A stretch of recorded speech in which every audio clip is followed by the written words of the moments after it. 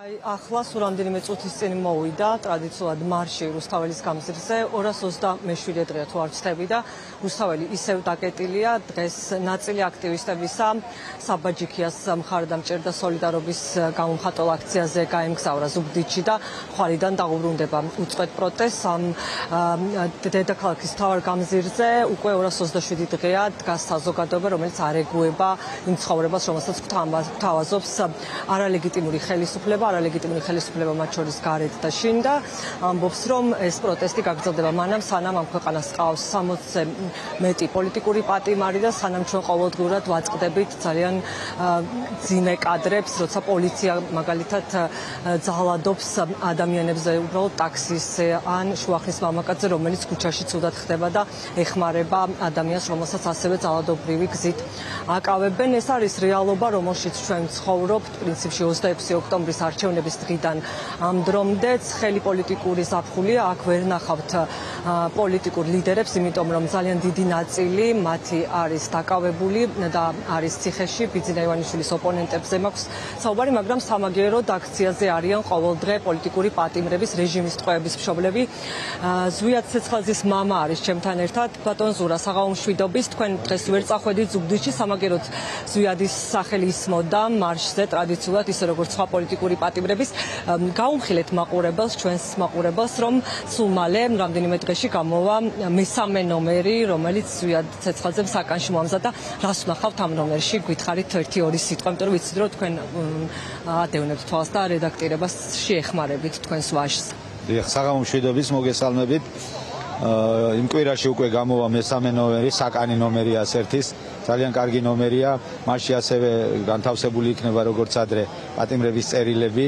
ასევე სიახლეები ის განცდები ის ემოციები რაც სასამართლო პროცესებს ახლავს დახურულ პროცესებს მათ შორის არის მოწოდებები არის ანალიზი არსებული სიტუაციის და ყველაფერი ის რაც პროტესტთან არის დაკავშირებული მოკლედ ძალიან კარგი ნომერი იქნება საინტერესო ნომერი იქნება მით უფრო რომ ამ ყველაფერს ზვიადი ამზადებს საკანში გვიგზავნის და მის ტექნიკურ აწყობას ვახდენთ მხოლოდ გარეთ. ბატონო ზურა, ძალიან დიდი მადლობა დაველოდებით ამ ნომერს და თქვენთან ერთად ვნახავთ აუცილებლად.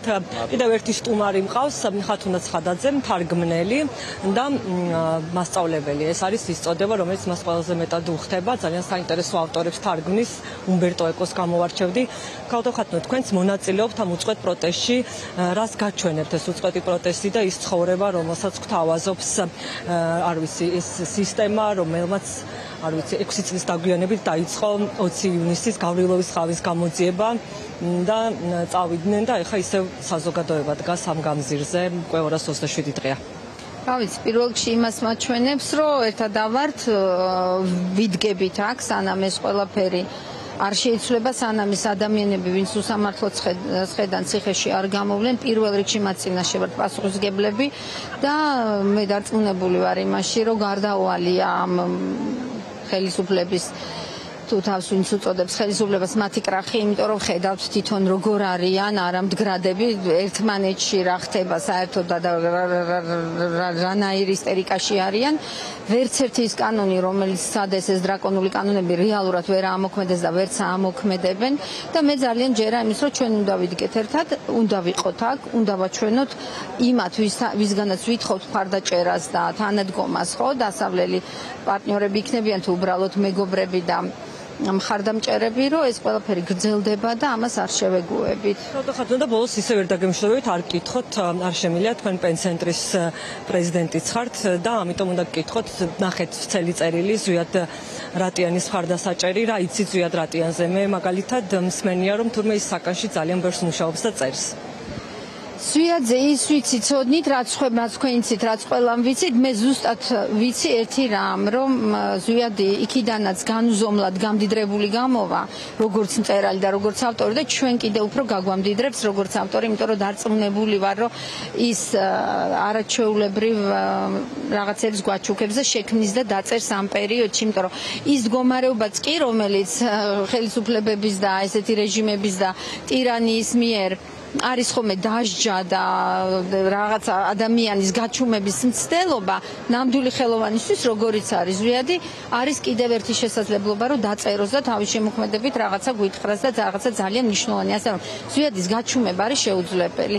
თქვენ თუ თარგმნით რამეს ბარემ ამასაც კითხავთ ამ ძიმე დროს თუ გაქვთ თავშესაქცევი თარგმანში? ძალიან არაპროდუქტიულები ვართ ყველანი, გარდა იმისა, რასაც სამსახური გვავალდებულებს, ეხა ვინც უბრალოდ მუშაობს მუდმივ სამსახურში, მეც ასე ვარ.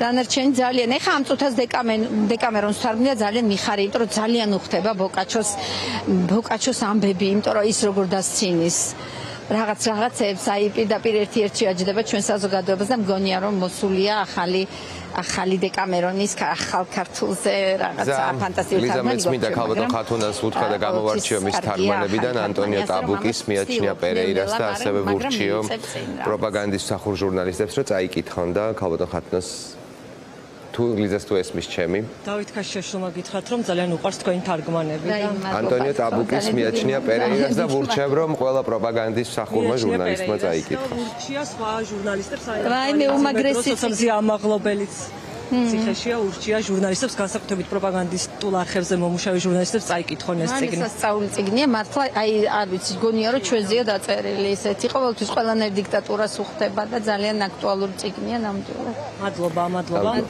მე მგონი საინტერესო სტუმრები ყავდა. ნამდვილად. და რა ვიცი, ჩვენ ვrჩებით რუსთაველის გამზირზე, სადაც ჩვეულად გრძელდება საპროტესტო აქცია. არ შემიძლია ისე დავასრულო ჩართვა, რომ არ მივუსამძიმრო ზურა გირჩი ჯაფარიძეს და მის ძმას გია ჯაფარიძესაც მათ შორის საკანში იგებს ზურა ჯაფარიძე მისი დედის გარდაცვალების შესახებ და მე ვისარგებლებ შემთხვევით და ჩემი სახელითაც და ჩვენი ტელეკომპანიის სახელითაც ვუსამძიმრებ მას ამ ძიმე ამბავს ციხეში. ასევე მწუხარებას გამოთქვამდა მოსამძიმრებ მათ ოჯახს და ეს არის მეოთხე პოლიტიკური პატიმარი, რომელიც აი უკანონო პატიმრობის დროს, რომელსაც გარდაეცვალა მშობელი, დედა ან მამა.